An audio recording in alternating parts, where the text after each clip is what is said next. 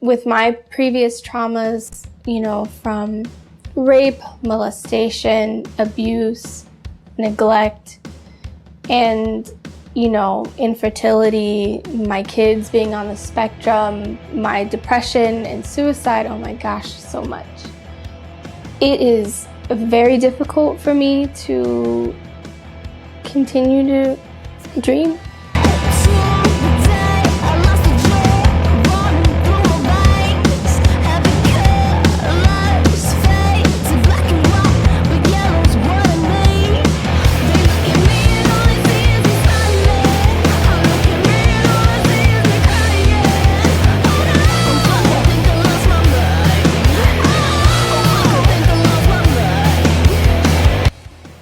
The first time I decided that I was going to try to sing was, maybe I was like 13 or 14, listening to No Doubt. It was my favorite band at the time. I don't even know how I got introduced to that band, but, I gave it a shot. Like, I'm Just a Girl, one of those songs, and I thought I was doing okay. But around that age is when I thought, I'm gonna try to make it big. I remember I looked up some talent agents. They told me I wasn't good enough. It really wasn't happening for me at a younger age, and I kind of stopped with trying to sing or thinking that I could be in a band or whatever. But I do remember when I hit 30, I decided I was going to kill one of the things on my bucket list, which was to be in a band or make a band happen. And I did that. I did that for myself on my 30th birthday. I just decided I'm gonna write songs. I have a lot to say. I've been through a lot of shit.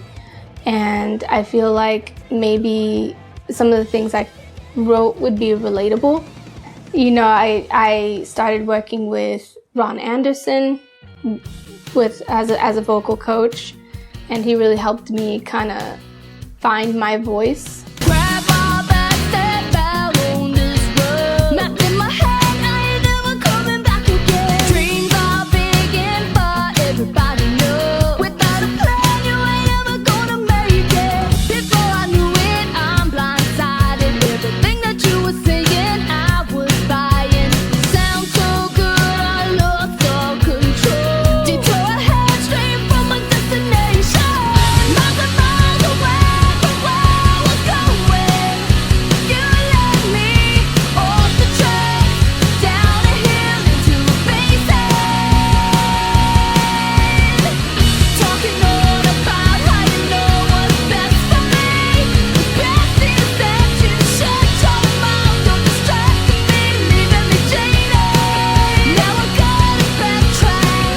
My biggest push came from a connection that I had to Lemmy from Motorhead.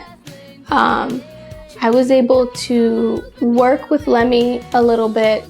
He was sort of a mentor. He gave me the opportunity to use his studio space and his producer, Cameron Webb, to, have a shot at making my first small album, my first EP. And Cameron Webb really pushed me a lot to kind of go against my comfort zone, really challenged me to really figure out why I was singing in the first place. It's not just a bunch of words. He really helped me to have a lot of emotion behind, or remember to put that emotion behind what I was singing. I remember one of the first songs that I ever wrote was played for Lemmy, and he actually really liked it. So I was surprised, because at that time I was really new to writing music, and so I was kind of leaning more towards pop music, like pop rock music. It's hard sharing your feelings with people. You never know what kind of response you're gonna get, and you don't, the feedback, it could be harsh, even though it's constructive. My first EP was called A Few Quick Words, The song that stood out the most, or the single from that, was Judge Me Not. I wrote that song because, honestly, because I felt like a lot of people were gonna judge me for what kind of music I'm into. A lot of people see me, I'm African American, and I tell them I sing, and the first thing they think is, oh, R&B. But I don't have that kind of voice.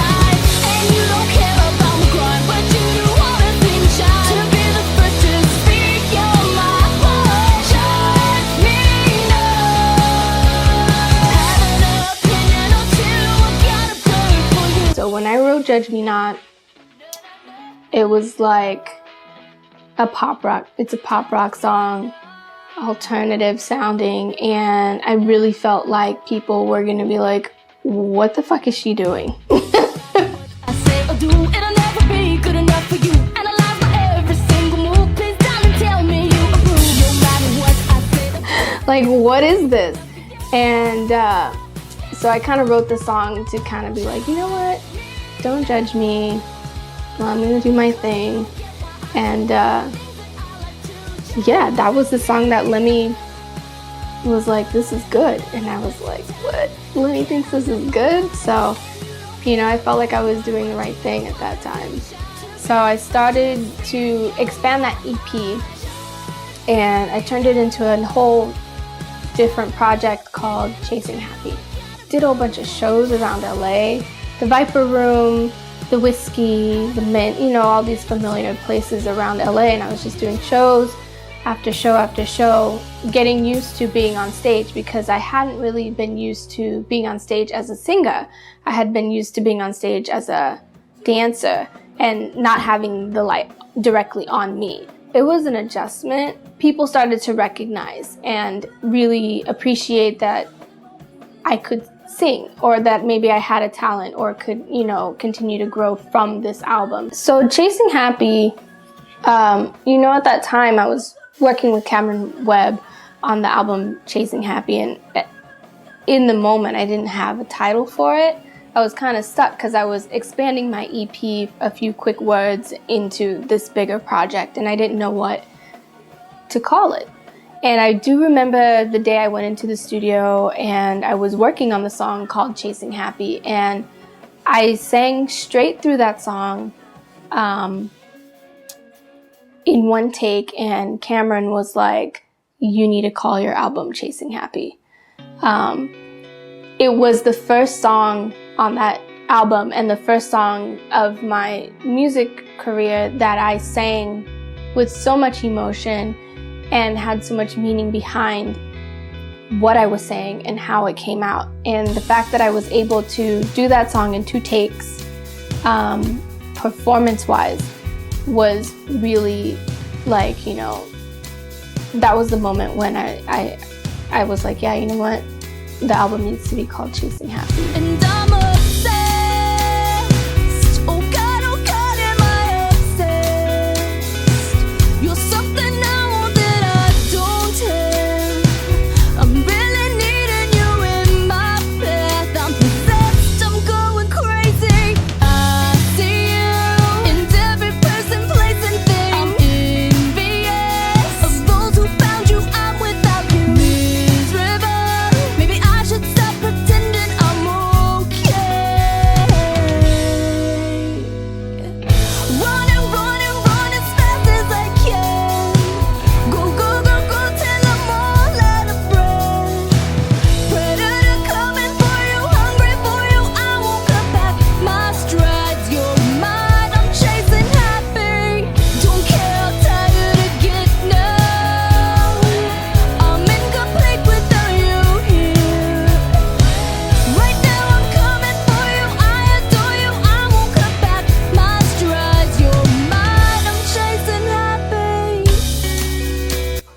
Yeah, the album Chasing Happy has a lot of different angles on it, not just angst, but the broken friendships, burning bridges, and feeling like I have to start over in life. You know, I have songs about that. I also have songs about my rape. I'm not really sure what prompted me to start writing about all my traumas and my experiences, but I felt like it was a good opportunity for me to get a lot of things off my chest. It was scary because, you know, you make yourself completely vulnerable by sharing such intimate and traumatic experiences. But, you know, I wrote a song called Unsacred for that album, and that song was all about rape, how I had been raped at the age of 14. And I don't know why I decided to do it. It could be because I never really had anyone to talk to growing up. I didn't have very many people that would understand. And I just kind of got to a point where, you know, as I was writing, I heard a track and I thought, well, I don't really know how to write a love song. You know, I had a ballad track that came to me and I don't know how to write a love song. What else can I write to a slow song? And I don't know, I just started writing about it and I didn't realize exactly what I was doing until I was done. I think I was unaware at the time that I was using it for therapeutic purpose, you know, using writing for therapeutic purposes. I realized that it was my therapy probably as I started to work on my second album, Superhero. Between Chasing Happy and the album Superhero, I did have a suicide attempt where I just kind of was having a period in my life where I felt like I didn't want to keep going. That was my fourth attempt at suicide. And, I had already done a few songs on the Superhero album, actually. And one of the songs was about suicide prevention, or, a song to myself about, being strong and not taking your life and that kind of stuff. So it is difficult for me, but I've sought therapy and I continue to use music, songwriting, and a lot of different forms of art as therapy to kind of get me through those things. And again, that's why I kind of landed with the title Superhero. I think we all kind of get knocked down sometimes, whether it's from another person or we just are feeling really weak. But it's really about finding the superhero within you to get back up again. These tainted dreams, no more bad memories. That was a long time ago. Stand up, reach out, push, bang, belay. Be free, keep going. Don't let the bullshit from your past, like what you've got, come and go. And smile and take a stance right now, 'cause it's your moment. Come reap the glory of your days. One life ahead for you, away. Can't stop, now keep on going. So I have kids. Not a lot of people know about my children because I kind of keep their lives separate from mine. But I do have a set of twins. They're part of my trauma. They are, because I'm infertile. So I had to, use medicine to help get them here. And through all of that, they were, they were born almost 4 months early. So they were both 1.5 pounds each at birth. And, through all of those circumstances, they now are both on the spectrum for autism. And I try to use my art and I try to use music to remind me to share the gift of art and music making with my kids. I think that's really important, and I think it's something that also helps to drive what I do, especially in times when I feel like I'm maybe wasting my time or I'm just having a hard time, getting to the next level with it. I try to remember my kids, and I try to remember that there's to show them that there's magic in, making these things. That it's not only just for therapy, but, it's a lot of fun and you create a lot of awesome times. Close your eyes, take a leap of faith. No, don't be scared of this feeling. Yeah, if it came from your gut, then it's true. Follow your heart. In the end, you've got nothing to lose. Close your eyes, take a leap of faith.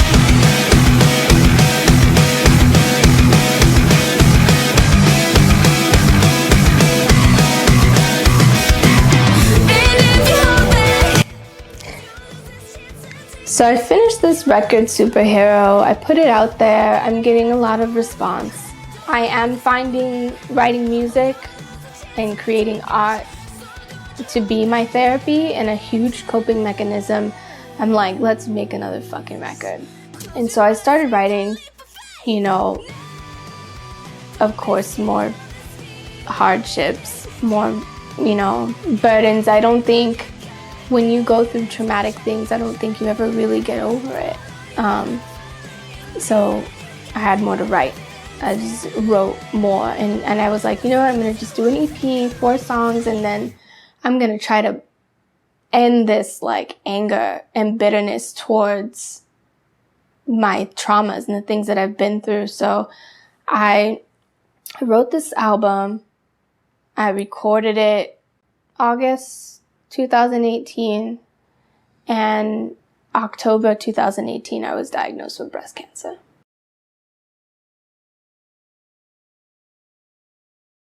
I feel like I have been through enough, and to get the diagnosis with stage 2 breast cancer was like a punch in the face. And I feel like it was even more a punch in the face for me because I had just finished writing this album about how I feel like I keep getting the short end of the stick with everything. I already went through the list of the things that I've been through. And now this, and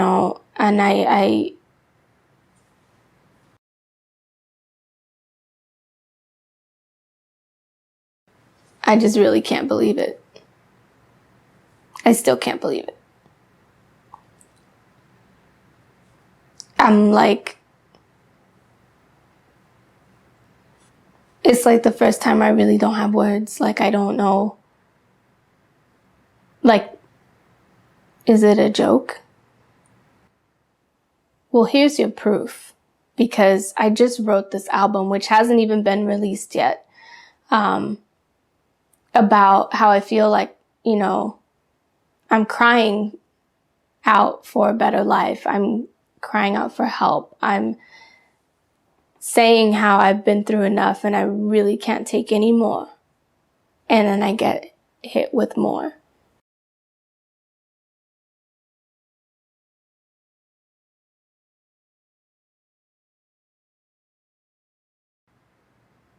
I feel like I can't win, And in fact, I try to listen to this record that hasn't been released yet, the 4 songs, and I break down all the time because, you know, I still can't believe that I'm still going through shit. And I feel like that's the reason why I keep wanting to take my life, because I don't want to keep going through things. Like, what's next? You know?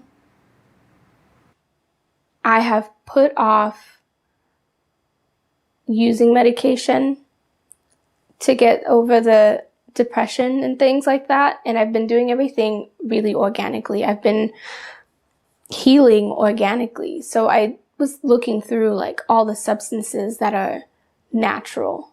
And I came across rosewater. And rosewater is like an organic substance that's used in a lot of things for remedy, to smell good. You know, it's a natural thing. So I thought, you know what?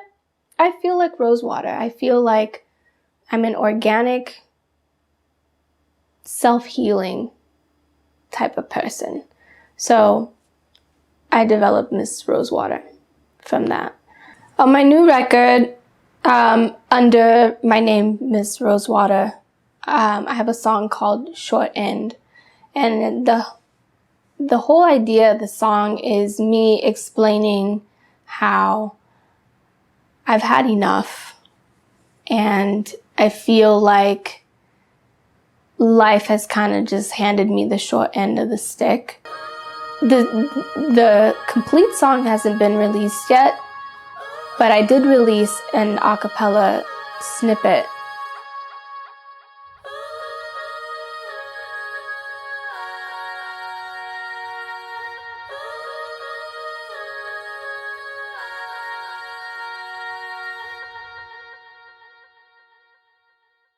It tastes so sweet, think I need a piece. Fuck yeah, it tastes so sweet, think I need a piece of that good life. I need a slice of that good life, that good life. I'm fed up with no luck. I'm fed up, so fucking done. I'm done trying, I'm done crying, I'm done trying, I'm just tired. I'm fed up, I cannot win. I cannot win, short in.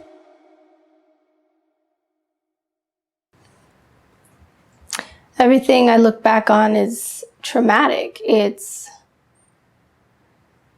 you know, seeing my mom on drugs. It's being teased to death. You know, people calling me names. Rape. I've even been punched in the stomach by a stranger before, and, you know, I've experienced gaslighting. I mean, the list is really ugly. And like I said, there's not a lot of Yahoo moments, and I wrote this album, Rosewater Tears, that's not released yet because I thought that it would be like my triumph moment. Like, this is, yes, I am done. And better is going to come from it. And no more, you know, no more traumatic experiences. And to have the breast cancer after is kind of like,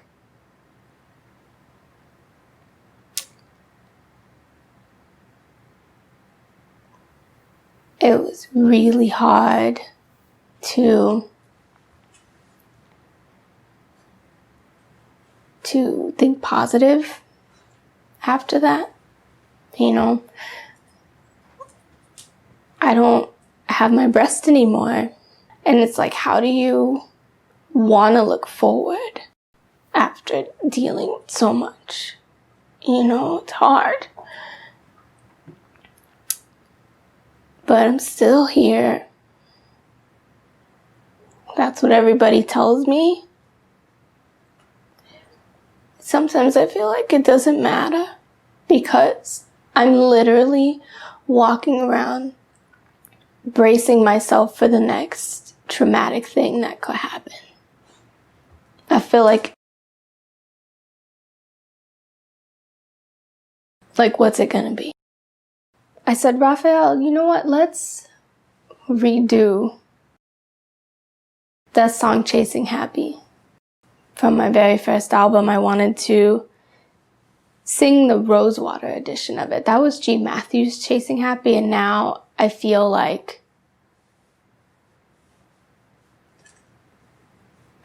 I'm still chasing happy.